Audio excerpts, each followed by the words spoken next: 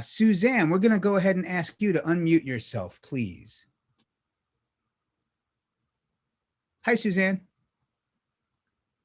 Oh, Suzanne, I see you're unmuted, but we're not hearing you. Suzanne? Yes, is that better? Yeah, we can hear you now. Thank you. Sorry about that. So thank you very much. I feel like I needed a paper bag for that session to breathe into. So just catching my anxiety here. Thank you for it though. My question, so there was a mention that like nobody's really talking about water, I guess in the Western health space. But I'm curious because a lot of the countries that have kind of banned, fluoride, for instance, in other countries, and indigenous cultures within our own country here in America have been talking forever about how water is life, basically. So I'm curious, like, what we can do as we talk about integrative health in ourselves and in our quote unquote modern culture, and to kind of integrate ourselves with other cultures that have been talking about this forever. And by kind of bypassing their ancient wisdom, we end up with all these modern problems. And I'm just curious, like, how do we integrate ourselves as a humanity to solve this global issue that affects us so deeply in terms of being able to just drink water? Wealthier people can go and get glass bottles, but can poor people go and do that? But it affects us all, So thank you. No, I think your question is really a great question. I would say that from my perspective, having just trying to educate Western physicians, having to just try to get this as a thought in medical schools. It's shocking that we can't get into the heads of people who are already working to supposedly heal. I don't think that all doctors are bad. I mean, I don't. I work with all of them. I think it's just the training and the system that's really terrible. Because if you're not even teaching nutrition, which is now 5 hours and 4 years of medical school, to the people who are supposed to utilize this information for prevention of health issues, then the question is, well, how do you make a culture respond to water even nationally or globally as a consumer? It's a real pickle. I think when people are taught how it affects them personally, that's always the best way to get through to people, is to hit them in their kishkas, in their heart.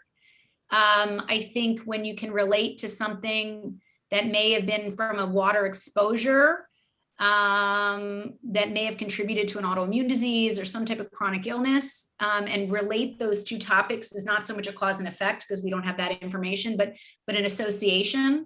I think you start to get people to listen. When you show images of your water filter that looks like that, it starts to get people curious. But in terms of indigenous people, I mean, God knows we've been, the connection between water, and I just did a talk on climate change for one of the schools here in Princeton. And the whole motive of my talk was to get people to think that we are not separate from the earth, that our bodies are like the earth. We have biodiversity in our gut. We have biodiversity on our earth, that you can make these incredible connections between our actual bodies and the makeup of our bodies and the makeup of our earth. And when we screw up one, we screw up the other. They're all interconnected, they're symbiotic. And I think when you can draw those kind of metaphors and people are like, oh yeah, and then you layer in some of the, information of the indigenous populations and people who have known this all along. It's just that, we like our stuff. And so people disregard things that don't make us overweight or give us pain. Thank you, doctor. And up next we have Jill. Jill, if you'd go ahead and unmute yourself, please. Yes, thank you. Could I just ask you, what brand of the osmosis filter do you use? And is it for like the whole house or just on the kitchen sink? Yeah, I don't share brands. I don't talk about brands. That's part of why I feel like I'm legitimate in what I do. I refuse to take any of that kind of endorsements, or even now, do I think it would be helpful? I kind of do, but I just don't do it. But I will give you enough information so you wouldn't have a hard time finding one. So the reverse osmosis water filters, you don't want to be sucked in by the big water groups that come to homes and make you believe you have to worry about just the smell or the look, or if it's hard or soft. Hard and soft means too many calcium and magnesium minerals versus soft is too few. in most cultures, hard water is actually better for human health because we're deficient in a lot of really good minerals. But the companies that come in, a lot of them, and I can't say all of them, but a lot of them will really sell you on some of the least toxic of the harmful contaminants like sulfur chemicals. And they'll get your water to taste better or to look better, but they won't necessarily be cleaner.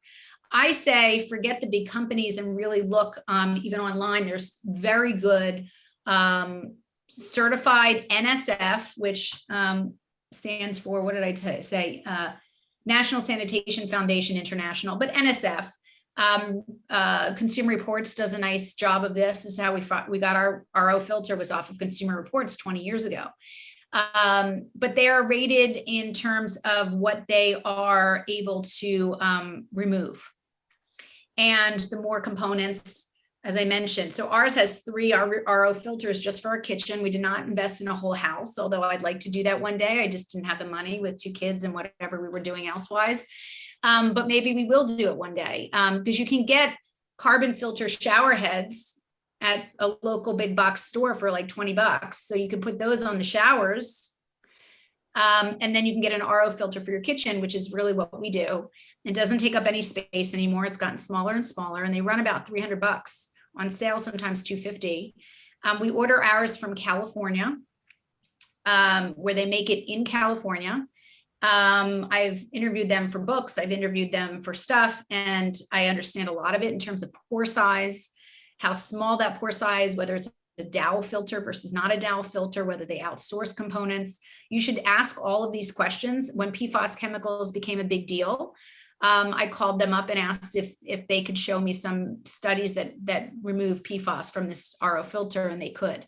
So, you really want to challenge the company you use and make sure that they are able to show you the proof of their testing, third-party testing. But again, I give it as wedding gifts. I'll just order RO. I don't get asked back much, but I order them, and people really will put them in at their own time. It might take 2 years until they move into a place they want to put it. But the idea is they're not expensive enough to be outrageous, and they're removable. You just have to pay a plumber like $150 for an hour to put it in. You don't need a whole dramatic. I'm amazed by the bills that I see people get from some of the biggest water companies in the country when it's just a racket.